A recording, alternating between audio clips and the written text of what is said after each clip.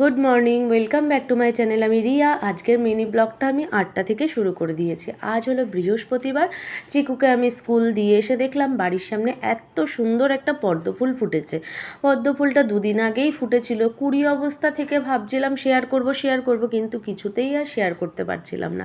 আজ যখন ফুটে ঝরবার টাইম হয়ে গিয়েছে, সেই সময় আমার মনে হয়েছে না, এবার তো ফটো তুলে দেখাতেই হবে। তো আমি প্রত্যেকবারে গোলাপের এই পদ্ম ফুলের ভিডিও কিন্তু এই জায়গাটা থেকেই শ্যুট করি। আর দেখতে পেলে কি সুন্দর দেখতে লাগছে। আর পদ্ম ফুলের চারপাশটায় কিন্তু এরকম টাইম ফুল, তারপরে হলো নয়নতারা ফুল ফুটে রয়েছে। সকাল সকাল এত সুন্দর ফুলগুলো দেখে না মুডটা পুরো ফ্রেশ হয়ে গেছে। দেখো কি সুন্দর দেখতে লাগছে। সকালবেলা উঠে একটু সবুজ গাছপালা বা সুন্দর সুন্দর ফুল দেখলে কিন্তু সারা দিনটাই মনে হয় ভালো যায়, তাই না?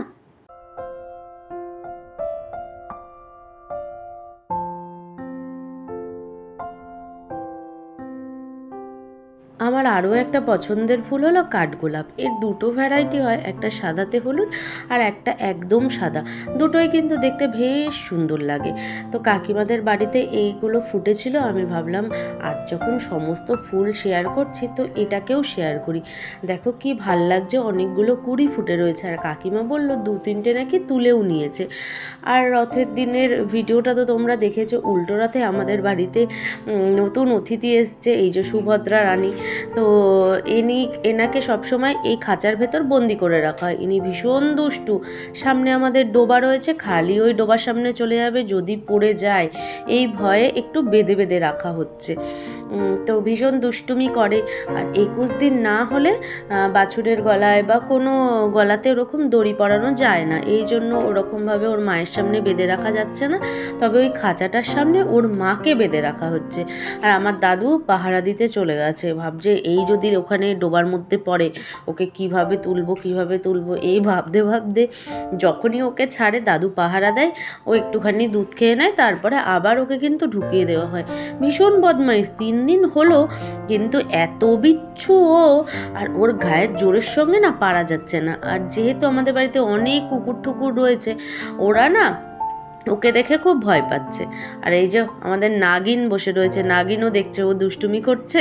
আর দাদু ওকে দেখো ধরবার চেষ্টা করছে, ও কিছুতেই ঢুকবে না। দাদু কোলেও তুলতে পারছে না, বয়স্ক মানুষ ওইভাবে কি আর কোলে তুলতে পারে। তো যাই হোক, ওকে খাঁচায় ঢুকিয়ে দিয়ে আমি এখানে চা নিয়ে বসেছি। আমি যেই এসে বসেছি, আমার ছুচকি রানিও আমার সঙ্গে সঙ্গে এসে শুয়ে পড়েছে। প্রথমে গা চাটছিল, সেই শটটা আর আমি আর নিতে পারিনি। শুয়ে শুয়ে দেখো কি সুন্দর আদর খাচ্ছে। তাই না, পশু পাখিও আদরটা বোঝে।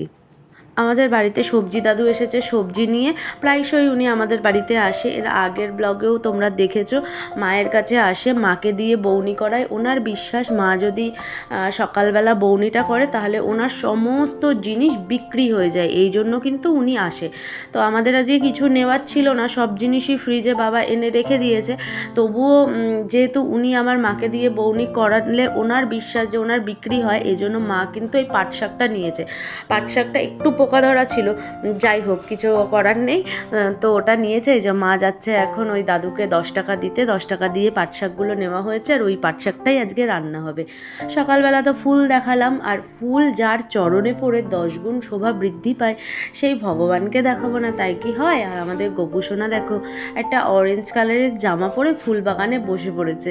ওর ফুল বাগানে বসতে কিন্তু খুবই ভালো লাগে। দেখো কি মিষ্টি দেখতে লাগছে। তো দুটো কানে মা ফুল গুজে দিয়েছে। এই সাধারণত এরকমভাবে সাজাই কিন্তু আমি। আর ছোটোটাও সেম ম্যাচিং জামা পরে বসে গিয়েছে। তো অনেক ভগবানকে দেখালাম। এইবারে হলো খাবার দেখাই যে আজকে আমার মা কি কি রান্না করেছে। 1 হাঁড়ি ভাত করেছে, আর ভাতের সঙ্গে হলো ঘাটকোল বাটা। আমার তো ভীষণ প্রিয় জিনিস, আমার এটা দিয়েই 1 থালা ভাত উড়ে যায়। আর এটা হলো পাট শাক, সেই দাদুর কাছ থেকে নিয়েছে। আর আমি যেহেতু সর্ষে পোস্ত খেতে ভালোবাসি, মা কিন্তু এটা সর্ষে আর পোস্ত দিয়ে কাতলা মাছটা করেছে। দারুণ খেতে হয়েছে, দারুণ, আমার খুব প্রিয় জিনিস। আর শেষ পাতে হলো আমের চাটনি। আমের চাটনিটাও সুন্দর হয়েছে। যা গরম পড়েছে, এখন একটু টক না হলে কিন্তু ভালো লাগে না। আমার তো এই মাছ আর ঘাটকোল দিয়েই পুরো ভাতটা খাওয়া হয়ে গেছে। শাক ভাজাও ছিল, শাক ভাজাও ভালো। বাইরে বৃষ্টি হচ্ছে, কিন্তু বৃষ্টিটা সেরকমভাবে হচ্ছে না, যার জন্য গরমটা কিছুতেই কমছে না। এরকম মাটির গরমটাই আবার মানে 2-3 মিনিট বৃষ্টি হচ্ছে, তারপর আবার বন্ধ হয়ে যাচ্ছে। সেই জেকে সেই গরম, এত গরম থাকা যাচ্ছে না, মানে শ্রাবণ মাস যে পড়ে গেছে মনে হচ্ছে না। তো সন্ধেবেলায় এখন আমরা বাদাম মুড়ি নিয়ে বসেছি, আর সাথে হলো চা। এত বাদাম দেখছো, আর ভেবো না যে এই এত বাদাম দিয়ে মুড়ি খাবে, মুড়ির থেকে তো বাদাম বেশি। বাদাম তুলে রাখা হবে, সব ভেজে একটা থালায় রাখা হয়েছে। সবার জন্য র চা, আমার জন্য, আমি আর গ্রিন টি খাইনি, মাকে বললাম একটুখানি দুধ চা করে দিতে। তো এই যে দেখতে পাচ্ছ দুধ চা হচ্ছে, লিকারটাকে একটু ফুটিয়ে দুধের মধ্যে দিয়ে দেয়, আর মা ওই দেখো ফোন দেখতে দেখতে করছে।